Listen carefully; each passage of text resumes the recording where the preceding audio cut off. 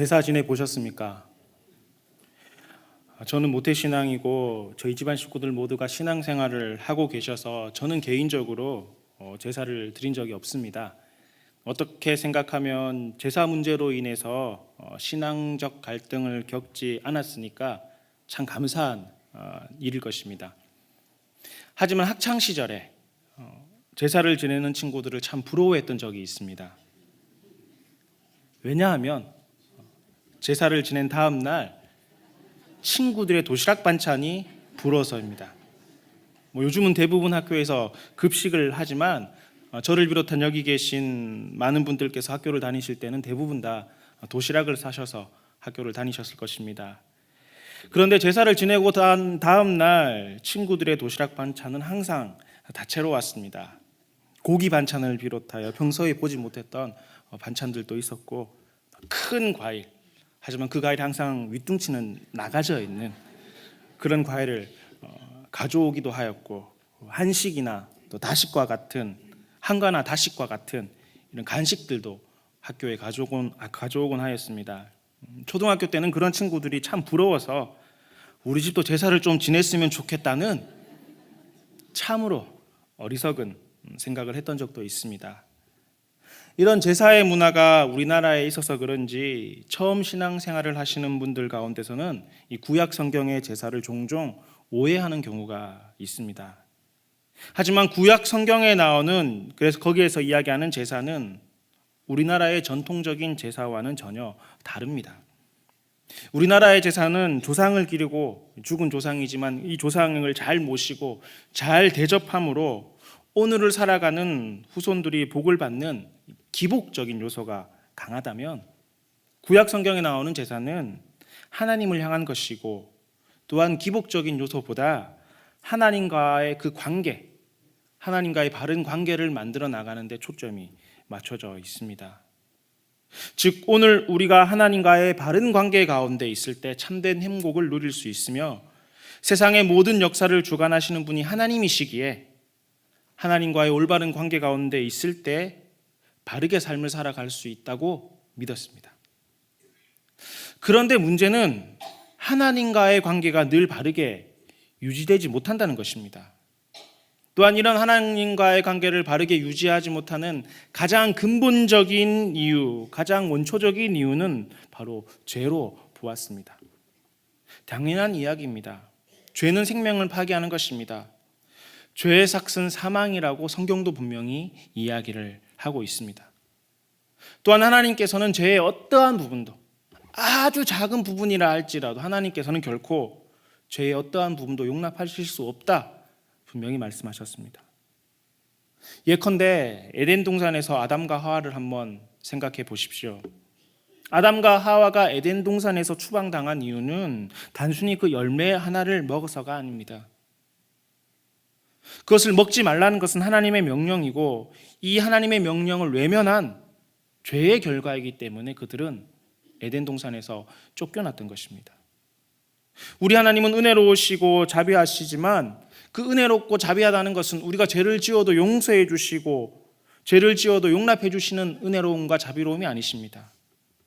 죄에서 돌이켜 돌아오기를 기다리시는 부분에 있어서 자비하시고 은혜로우신 것이지, 죄는 결코 어떠한 부분도, 아주 작은 부분이라 할지라도 하나님께서는 결코 용납하실 수가 없는 것입니다. 어디 아담과 하와뿐이겠습니까? 시기심으로 동생 아벨을 죽인 가인은 하나님에 의해 공동체에서 추방 당하였습니다. 노아 시대 온 인류는 죄로 인하여 하나님의 물 심판을 받았고, 아브라함의 조카 롯이 살고 있던 소돔과 고모라는 그들의 죄로 인하여 유황불로 심판을 받았습니다. 출애굽한 이스라엘 백성들도 마찬가지입니다. 죄의 문제가 있을 때마다 하나님께서는 이스라엘을 책망하셨습니다. 결국 이 죄의 문제가 해결되어야지 하나님과의 바른 관계 가운데 살 수 있으며, 이것이 모든 인생에 있어서 참으로 행복한 길이 되는 것입니다. 그럼 여러분, 어떻게 하면 죄를 짓지 않을 수 있는 것입니까? 하나님께서는 죄를 짓지 않고 살아가기 위한 삶의 지침도 주셨습니다. 너무나 잘 아는 십계명이 바로 거기에 해당될 것입니다. 그리고 이 십계명을 좀 더 세부적으로 설명한 것이, 세부적으로 하나님께서 말씀하시고 계시해 주신 것이 모세오경입니다. 창세기, 출애굽기, 레위기, 민수기, 신명기. 이렇게 십계명을 비롯한 이 율법을 잘 지키고 살아가면 죄와 단절된 삶, 죄를 짓지 않는 삶을 살 수 있겠지만 또다시 여기에 문제가 있습니다. 우리 인간은 결코 그렇게 살아가지 못한다는 것입니다. 죄를 짓지 않고자 할지라도 우리는 연약하여 죄 가운데 빠져들 수밖에 없다는 것입니다. 그래서 하나님께서는 또 다른 해결책을 주셨습니다. 그것이 바로 구약 성경에 나오는 제사입니다. 희생 제사를 통하여 죄는 지었지만 죄 지은 우리가 용서받을 수 있는 길을 열어주신 것입니다. 이를 다시 부연해서 설명하자면 죄의 결과는 죽음이지만, 그래서 우리는 죄로 인하여 죽어야 되지만 우리의 죄를 소나 양과 염소 같은 짐승의 죄를 전가시켜 이 짐승을 대신 죽여, 그래서 희생제사를 드림으로 우리의 죄가 용서받게 되는 것입니다.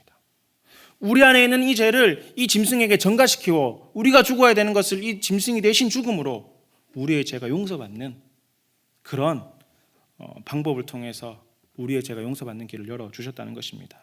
여러분, 이것이 구약시대 제사의 핵심 가운데 하나이고, 그런데 이 제사는 우리 스스로 아무 때나 우리가 언제든지 짐승에 손을 얹어서 이 짐승을 죽임으로 우리의 죄가 용서받을 수 있는 것이 아니라 오직 제사장을 통해서만 할 수가 있었습니다.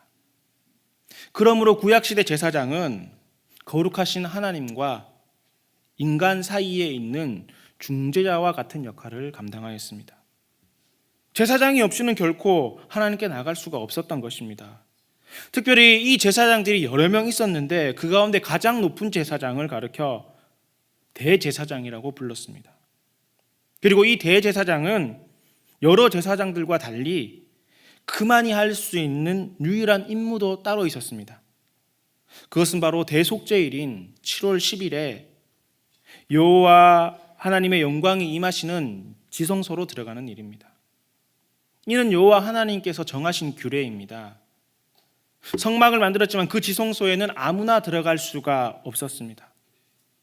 오직 1년에 한 번 하나님께서 정하신 그 대속죄일에만, 그것도 대제사장만이 들어갈 수가 있었습니다. 레위기 16장 2절 말씀에 하나님께서는 지성소에 아무 때나 들어오면은 죽을 수 있다고 분명히 말씀하셨습니다. 그러므로 이 대제사장은 오직 1년에 한 번 정한 그때에 대제사장만이 지성소로 들어갔습니다. 그리고 그때 대제사장은 그곳에서 이스라엘의 모든 백성의 죄를 대속하는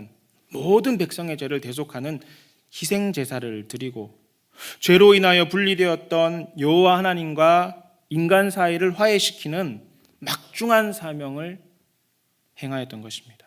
오직 이 일은 대제사장만이 할 수 있는 일이었습니다. 그러니 여러분, 이스라엘 백성들에게 있어서 대제사장은 여호와 하나님께로부터 죄에 대한 사함을 받을 수 있는 유일한 통로이며, 그렇기 때문에 존경의 대상, 권위 그 자체였습니다. 실제로 대제사장은 예수님 당시에도, 그리고 오늘 우리가 함께 읽는 이 히브리서 독자들이 살고 있던 초대교회 시대에서도 엄청난 영향력을 가졌고, 유대인들에게는 이 대제사장은 항상 존경의 대상이며 권위 그 자체였습니다.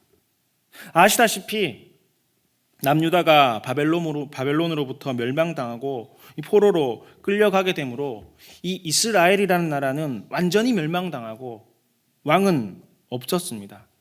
그렇지만 포로에서 돌아온 유대인들은 성전을 건축하고 유대교 신앙, 즉 여호와 하나님에 대한 신앙으로 뭉쳤고 여전히 그들의 힘을 발휘했었습니다. 그리고 이 유대교 신앙의 중심 가운데 바로 대제사장이 있었습니다. 그런데 오늘 히브리서 말씀은 이것을 무엇이라고 이야기하고 있습니까? 이렇게 우리가 알고 있는 대제사장보다, 우리가 기억하고 있는 이 대제사장보다 훨씬 더 위대하고 높으신 분이 계신데 그분이 바로 예수 그리스도라고 말씀하십니다. 당시 예수님을 믿음으로 유대교에서 기독교로 개종한 그리스도인들 가운데 일부의 사람들은 다시금 유대교 신앙으로 돌아가고자 하였습니다. 여러 가지 이유가 있을 수 있겠지만 가장 근본적인 이유라면은 예수님께서 그리스도가 되심을, 즉 구원자가 되심을 믿지 못했기 때문일 것입니다. 예수님을 단순히 위대한 선생님, 랍비 정도로, 혹은 구약 시대에 있었던 선지자 중 한 명 정도로, 혹은 대단한 기적을 일으켰던 어떤 사람 정도로 생각하였던 것입니다. 그러니 진정한 구원과 참된 행복, 하나님의 거룩한 백성인 선민으로 살아갈 수 있는 길은 위대한 선생님, 기적을 일으키는 어떤 사람, 선지자 같은 그 예수님을 믿는 것이 아니라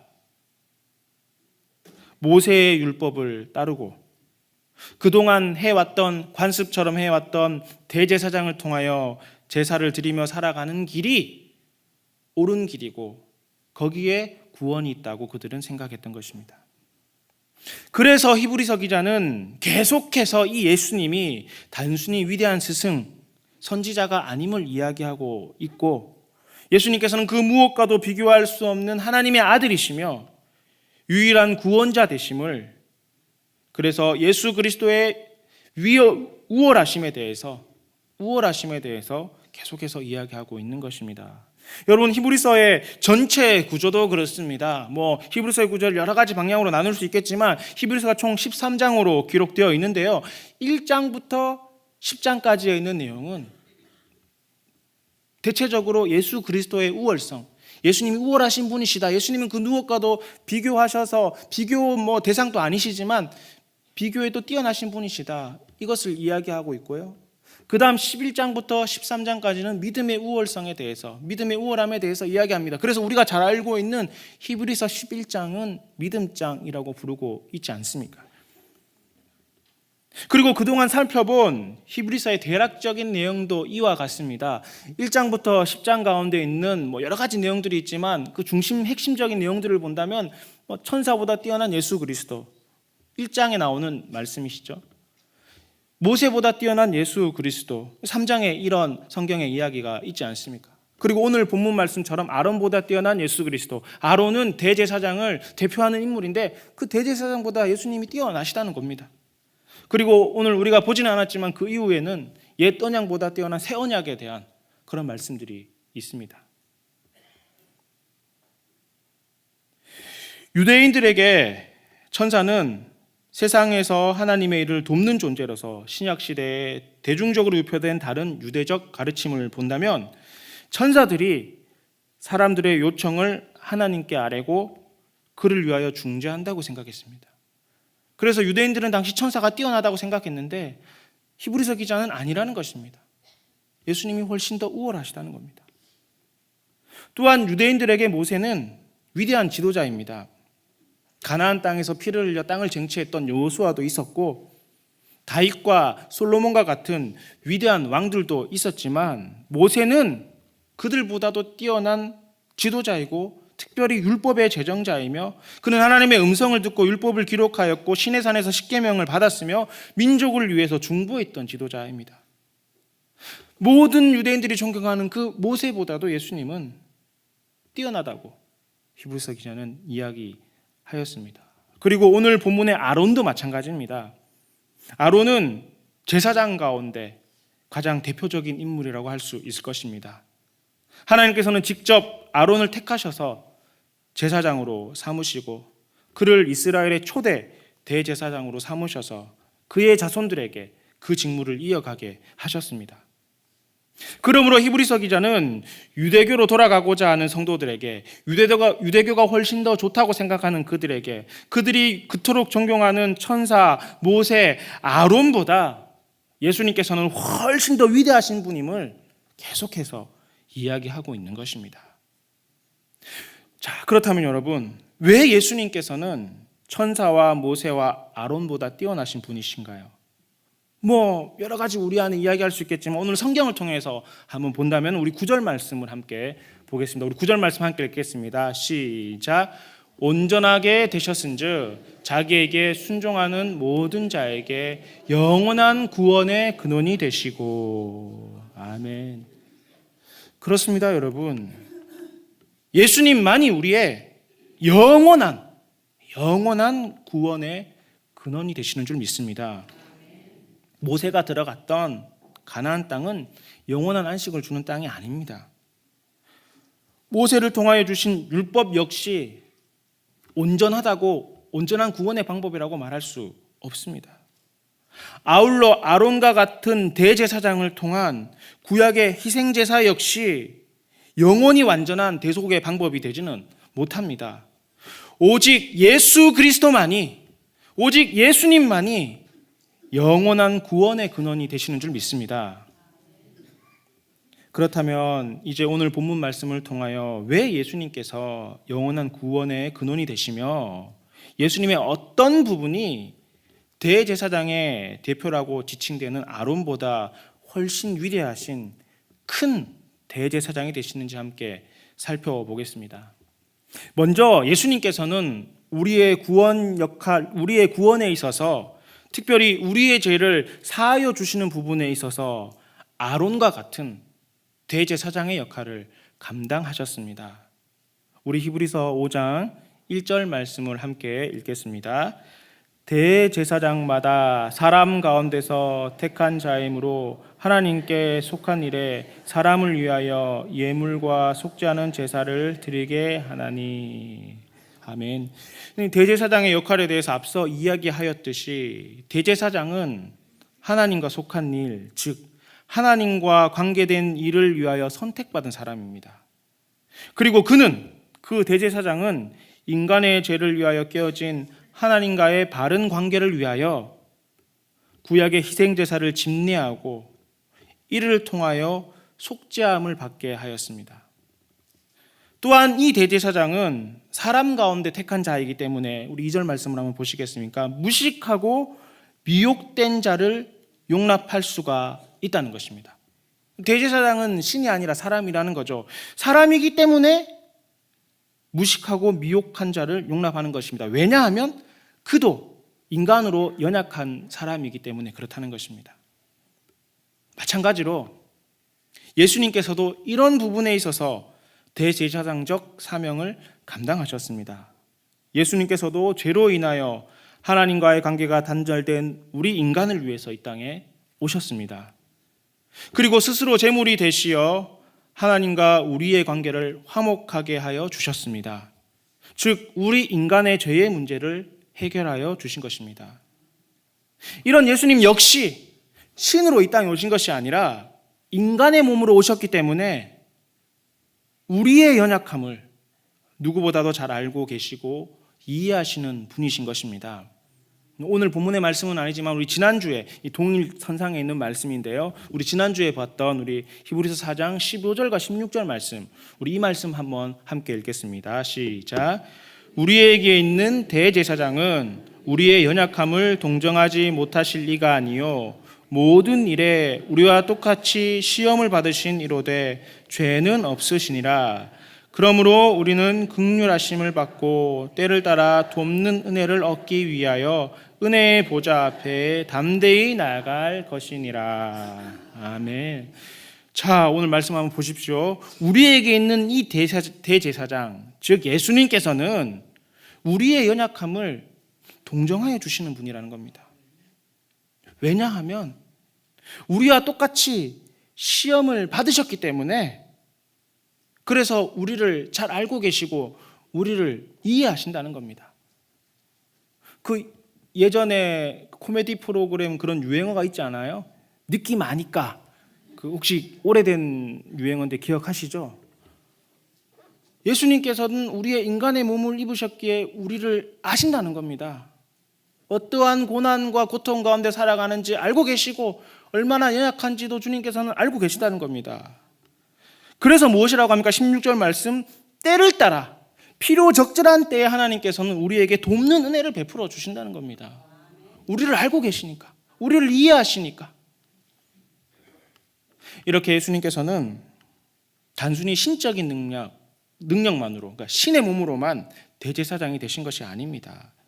인간이시기 때문에 우리의 약함과 부족함과 연약함을 누구보다도 잘 알고 계시고, 그래서 우리의 연약함을 동정하여 주실 수 있는 것입니다. 이렇게 예수님은 일반적인 대제사장과 유사한 부분들도 있지만 하지만 일반적인 대제사장들과 다른 몇몇 차이점, 훨씬 뛰어난 부분이 있습니다. 4장 15절 말씀, 오늘 같이 읽었던 말씀이죠. 후반부를 보면 뭐라고 이야기를 하고 있습니까? 우리와 똑같이 시험을 받으신 이지만 뭐라고요? 죄가 없다는 겁니다. 죄가 없으시다는 겁니다. 그렇습니다. 이 땅에 인간으로 오셔서 대제사장의 직분을 감당하여 주셨지만 일반적인 대제사장, 아론을 대표로 하는 그런 일반적인 제사장들과 달리 예수님께서는 죄가 없으시다는 겁니다. 여러분, 이 말이 무엇입니까? 이것은 일반적인 대제사장, 즉 아론을 대표하는 일반적인 대제사장 모두는 하나님의 제사를 집례하고 거룩한 지성소에 들어간다 할지라도 그도 인간이기 때문에 그는 죄가 있다는 것입니다.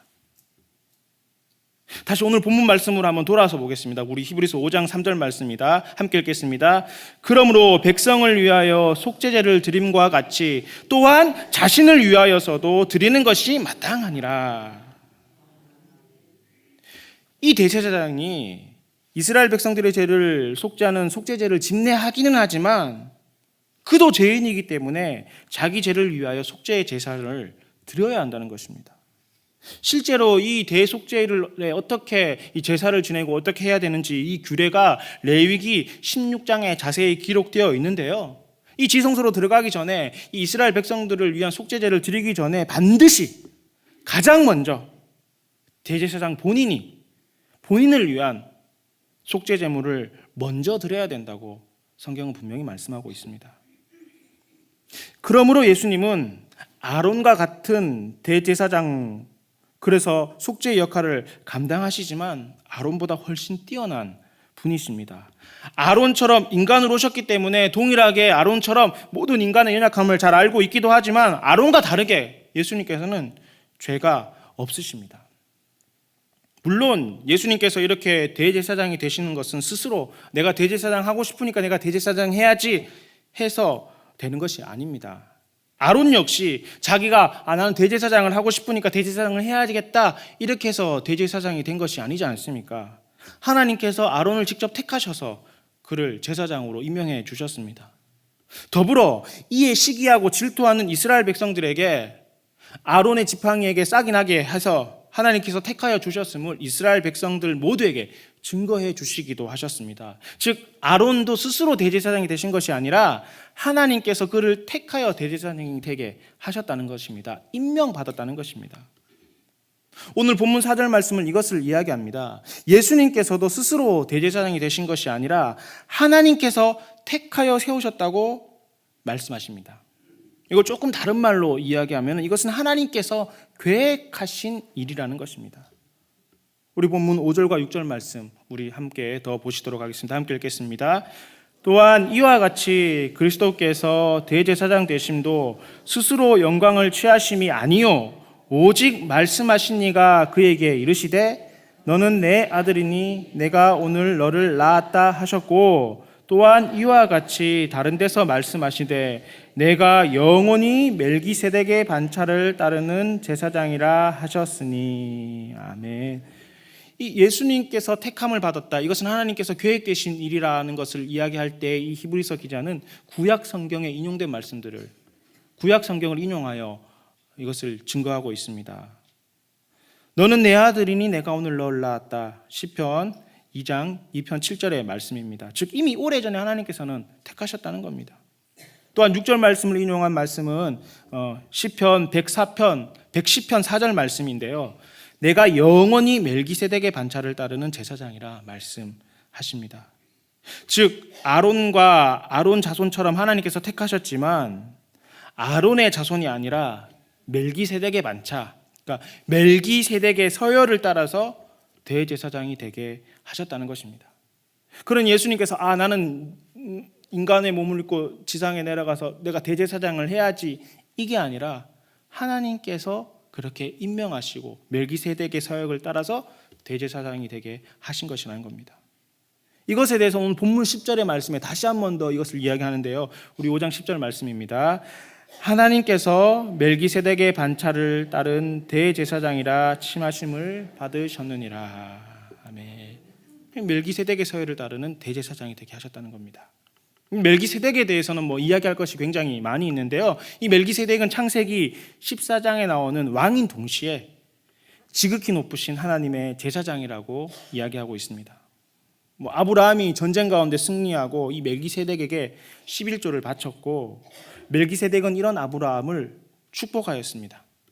아브라함은 아시다시피 이스라엘 민족의 조상이고, 그런 아브라함을 축복했던 존재라면 아브라함보다 높은 존재이며 아론보다 시대적으로도 훨씬 더 앞선 제사장이라고 볼 수가 있을 것입니다. 그러므로 유대인들 사이에는 이 아론보다 훨씬 위대한 제사장이 멜기세덱이라고 생각해 볼 수 있을 것입니다. 이런 멜기세덱에 대한 이야기는 이 히브리서 7장 말씀에 가면은 자세히 기록되어 있으니까 거기서 좀 더 살펴보도록 하고, 요점만 이야기하자면 이런 것입니다. 아론의 자손들, 즉 아론 계열의 제사장은 자신의 죄에 대한 중보가 필요하고, 또 죽음으로 인하여 다른 사람이 이 대제사장의 직분, 자신의 자녀가 다시금 이 제사장의 직분을 감당하게 되므로 대사장이 계속 바뀌게 되지만, 다시 말하면 영원한 대제사장이 될 수 없지만, 이 예수님께서는 근본적으로 다르다는 겁니다. 예수님께서는 죄가 없으실 뿐더러 죽음에서 다시금 살아나셨습니다. 이후로 영원히 살아계시기 때문에 예수님 대신에 다른 누군가가 대제사장의 직분을 감당해야 되는 것이 아닙니다. 예수님께서는 이렇게 영원한 대제사장이 되신 것입니다. 그렇기 때문에 예수님은 아론 계열이 아니라 멜기세덱의 반차에 속한다고 말하고 있는 것입니다. 7절과 8절 말씀은 아론과 다른 멜기세덱의 반차를 따른 대제사장 되시는 예수님께서 육체로 계실 때, 이 땅에 오셨을 때 어떻게 대제사장의 직무를 감당하셨는가에 대해서 말씀하고 있습니다. 심한 통곡과 눈물로 간구와 소원을 올리셨는데, 하나님께서는 이런 예수님의 경건하심을 말미암아 예수님의 간구를 들어주셨다는 겁니다. 또한 예수님께서는 하나님의 아들이심에도 불구하고 고난으로 순종함을 배우셨습니다. 이는 십자가의 죽음을 스스로 택하셨고 구원을 이루셨다는 것입니다. 그러므로 9절 말씀, 우리가 아까 본 말씀이지만 한 번 더 읽겠습니다. 함께 읽겠습니다. 온전하게 되셨은즉 자기에게 순종하는 모든 자에게 영원한 구원의 근원이 되셨고. 예, 아멘. 그렇습니다. 자기에게 순종하는 모든 자에게, 믿는 자에게 영원한 구원의 근원이 되어 주신 것입니다. 사랑하는 성도 여러분, 예수님께서는 자기에게 순종하는 모든 자에게, 즉 믿는 모든 자에게 영원한 구원이 되시는 줄 믿습니다. 이것은 일반적인 유대교의 대제사장처럼 한 번 제사를 드림으로 한 가지의 죄를 용서받게 되는 그런 것이 아닙니다. 더불어 대제사장이 죽음으로 그의 자손들 가운데 한 사람이 다시금 대제사장이 되는 것처럼 대제사장의 역할이 계속 바뀌는 것도 아닙니다. 예수님께서 대제사장이 되셨을 때는 한 번에 우리의 모든 죄를 사하여 주실 뿐만 아니라 우리의 영원한 변하지 않는 구원의 근원이 되시는 줄 믿습니다. 사랑하는 구미교회 가족 여러분, 예수님께서는 대제사장이 되시지만 아론과 같은 대제사장은 아닙니다. 아론보다 훨씬 뛰어난 대제사장이 되십니다.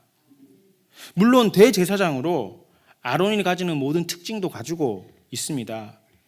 인간으로 오셔서 인간의 연약함을 이해한다는 거라든지, 또 스스로 대제사장이 된 것이 아니라 하나님께서 선택하신 부분이라든지, 이 대제사장이 갖춰야 될 요건들은 분명히 가지고 계시지만, 예수님께서 아론보다 뛰어난 대제사장이 되시는 이유는 인간이지만 죄가 없으시다는 것, 또한 멜기세덱의 반차를 따른다는 것. 아론은 죽지만 예수님은 영원히 살아계셔서 영원한 구원이 되신다는 것입니다. 이런 예수님은 사실 이 대제사장의 역할에 있어서 아론과 비교할 만한 대상은 아닙니다. 대제사장의 역할이기 때문에 아론과 비교한 것뿐이지, 사실 예수님은 아론보다 훨씬 뛰어나신 비교조차 할 수 없을 만큼 뛰어난 분이심이 분명합니다. 그럼에도 불구하고 유대교에서 기독교로 개종한 유대인들은 예수님보다 아론이 뛰어난 것 같아서, 예수님보다 모세가 뛰어난 것 같아서, 예수님보다 천사가 뛰어난 것 같아서 유대교로 다시금 돌아가고자 한 것입니다. 예수님께서 베풀어 주신 구원의 은혜와 예수님의 능력을 잊어버린 채 눈에 보이는 유대교 그 성전의 화려함에 현혹되고 그동안의 제사의 모습과 간습에 이끌리고 다수의 유대인들의 생각과 의견에 그들의 마음이 흔들려 예수님의 위대하심, 예수님의 우월하심을 망각하고 예수님을 믿지 못하였던 것입니다. 사랑하는 구미교회 가족 여러분, 여러분들은 어떠합니까? 물론 오늘 우리는 초대교회, 유대교에서 기독교로 개종한 유대인들처럼 아론과 같은 대제사장이 예수님보다 뛰어나다 생각하지 않을 겁니다. 혹은 천사와 모세와 같은 지도자가 예수님보다 뛰어나다고 말하지 않고 이런 이유 때문에 예수님을 떠나지는 않을 것입니다. 하지만 비단 이런 이유가 아니더라도 오늘 우리의 삶에 예수님께서 우리의 삶에 베풀어 주신 구원의 은혜와 그에 따른 삶의 방식보다, 예수님께서 우리에게 가르쳐 주신 그 삶의 방식보다, 그 법칙보다 세상의 가치와 법칙, 그리고 그동안의 세상적인 관습과 더불어 세상 사람들의 다수의 생각이 예수님의 말씀과 법칙보다 우선된다면 우리 역시 예수 그리스도를 등지고 다시금 유대교로 돌아가는 배교자들과 별반 다르지 않을 것입니다. 배교는 교회를 떠나고 예수님을 비방하고 다른 종교인이 되는 것만이 배교가 아닙니다. 이런 적극적인 배교도 있는가 하면 예수님보다 다른 무엇인가를 더 귀히 여기고 더 뛰어나다고 생각하는 모든 것이 소극적인 배교에 해당되는 것입니다. 사랑하는 구미교회 가족 여러분, 예수님께서는 우리의 큰 대제사장이 되심을 믿으시기 바랍니다. 예수님께서는 아론과는 비교할 수 없을 만큼 위대한 대제사장 되심을 믿으시기 바랍니다. 예수님께서는 세상의 그 어떤 법칙과 방법보다 위에 있음을, 우월하심을 믿으시기 바랍니다. 예수님의 말씀은 다수의 어떤 의견보다 항상 옳음을 믿으시고 살아가는 성도 여러분들이 되시기 바랍니다.